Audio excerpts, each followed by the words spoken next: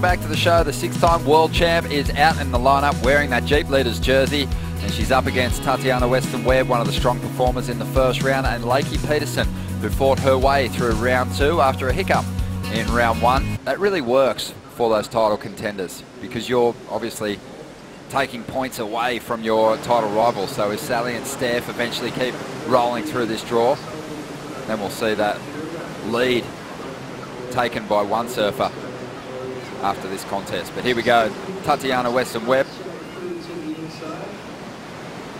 dropping a couple of nice little backhand hits here. She's got such a strong rhythm on the backhand when she gets wound up, letting go of a nice little backhand vertical to finish that wave off. That was nice. You know, again, we've talked again and again about how important those first initial turns are, and then that finish.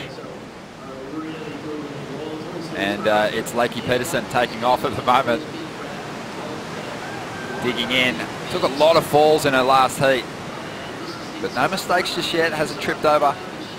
So making some adjustments. A little caught up in the foam, but sticks with it.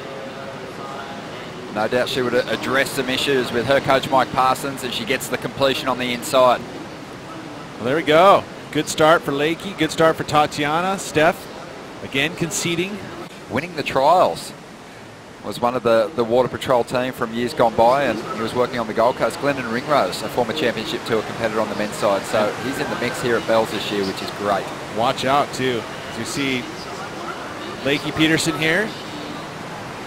See if she made a little bit of adjustment.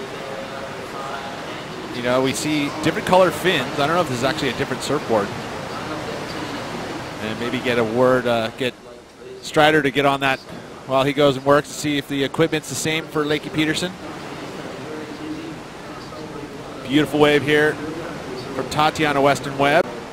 You feel like this exchange is going to be pretty close as you see the final move coming up.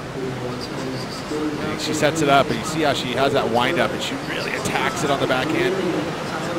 That's kind of a point of difference for Tatiana, besides the fact of being goofy footer. But she has a really big wind up, and so it kind of like all connects together. Gail Cooper, that's who I was kind of alluding to. She's won it how many times? 12, I think. 12. Yeah. 12 Bells titles. Was very dominant from 64 right through to 76 as we see Steph Gilmore up and out. Fear going into her heats just based on the fact she's got this good start now, and more often than not when she's won that first event she's gone on to win the world title. So obviously her expectations are very high. Might just have to reel it in, start really focusing on those little mistakes and cleaning it up. But right now Tatiana Weston-Webb, who's got a 7.17, is up once again, hanging on. And can she get up on? Well, can't get up under that section. She is not scared. She will go. Even if she's late, she throws it up there. Take a look here at Tatiana Weston-Webb's backed up score here. You know, she had that 7.17. And now looking to solidify that #1 position. You know, this wave, a bit of foam, has to steer through it. Starts to clean up now. That section right there where she got caught, and that delayed her, so she couldn't get to that final move. Out in front, and Lakey Peterson chasing a 4.85 to get the lead. Stephanie Gilmore at this stage a little further back, but a good looking wall here for Lakey if she can get rolling down the line. Draws off the bottom, has had some of the strongest first turn options this season, and she lays again into one of those big frontside carves, and again just lays that board over and dunks that rail. Let's see if she can get the finish, just steering away from the closeout there.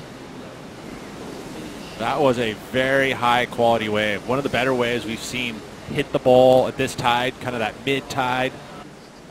I mean, you would have seen Stephanie knew that this one was a bomb. This angle here, look at that first section. Nice and steep, beautiful arcing carve. Board's looking a lot more positive under her feet. Probably added an inch or two. Before she was riding her 5.8. This one maybe a 5.9. I don't know for sure, but trying to get Strider on the case. But look at that, just finishes up strong. And this is going to be a nice addition to her 6.83 or 6.33. These three women heats, a little tougher for her. Well, let's see what she can do with this one. Trying to lock in her best score of this exchange so far. Hard off the bottom. Just banking on that first turn so she can make this section. And then just lining it up. You can see her paying close attention to all those ribs on the face. She throws everything at the oncoming section, but it is a tricky one to ride out of, and she goes down. 12.5 minutes to go. Pressure is going to be on the 6-time world champ. Let's take a look at what went on here. Again, this one looked like it had a nice big tapered wall on it. Look at that. Carries a ton of speed through that first maneuver, and then just no section there. So she had to kind of chase that maneuver there into that flatter water, and then really could have probably put a score on the board had she pulled that move off, but gave up on the closeout section. There was a noticeable lift in the speed. Yeah, it was kind of good though when I did get a wave. It was consistent enough to kind of go, okay, this is what I did. All right, try to add this in maybe on the next one, and if the section arises or, you know, the opportunity comes up. So that's always really kind of fun to get to do that stuff in a heat. And I made a mistake this morning, got to fess up, when I said that you were the defending event champ. Obviously Courtney Conlog's the defending event champ, but you've had a couple of finals here but haven't had a win, which is a bit surprising to most of us after we watch you surf this place. She's comfortable when, again, she's gone 2 events now with the highest heat score totals in round 1 and 3. She's doing it again here at Bells at the moment. But what about that first turn from Stephanie Gilmore? During the interview, and that was mental. That was a really solid turn. One of the best turns we've seen from today's action. You know, just the unfortunate error here of falling at the, you know, cost that from being a pretty big score. Had she ridden out of that, you would probably seen it go close to excellent, maybe not all the way there just because of the size of the wave, but still a great score. We'll try and get a slow-mo replay of that first turn from Steph Gilmore, a quality maneuver, but again, just falling on that end section. She almost had it. It was a tricky section as we see Tatiana up. Let's see how the goofy footer goes, driving up into a nice steep wall here, changing her lines. So really going vertical into the pocket before carving, and she just trips up there on the inside. Just in relation to what there's a certain level of recipe to life. Steph Gilmore's going to have to fight her way out of the 4th round along with Tatiana. There's the heat score total for Lakey Peterson. Stitched up that heat score total with her first 2 rides, and you can see the smile on her face there as she makes her way in, feeling very comfortable in the lineup here at Bells now.